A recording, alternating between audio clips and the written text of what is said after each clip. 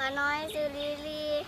อายุ7 ปีขอทองพระสูตรมนุษย์บุคคลบางคนในโลกนี้จะเป็นสติก่อตามบุรุษก่อตามย่อมเป็นผู้ให้เข้าน้ำเครื่องนุ่งห่มยานพาหนะดอกไม้ของหอมเครื่องรูปทาที่นอนที่อยู่อาศัยและประชิดโคมไฟแก่สมณะหรือพรามเข้าตายไป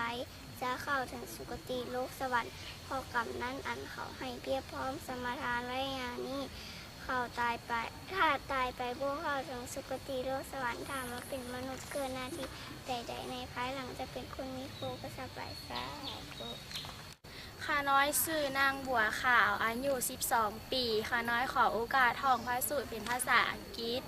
Paying so back to the six direction how home the sun this six string attribute direction the as denote mother and father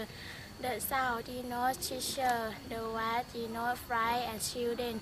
the north denote friend and companion the nadir denote cynic and helper the cynic and assistant and barman พระสูตรที่ 2 The Buddha spoke concern of my soul which word which are error อาคิเวสนะ The ตถาคต teach the Dhamma to usher only to give them knowledge when the talk is finished อาคิเวสนะ then I sing it my mind internally Christian it being into signet and concentrate it on that same side of concentration before in which I constantly await ตา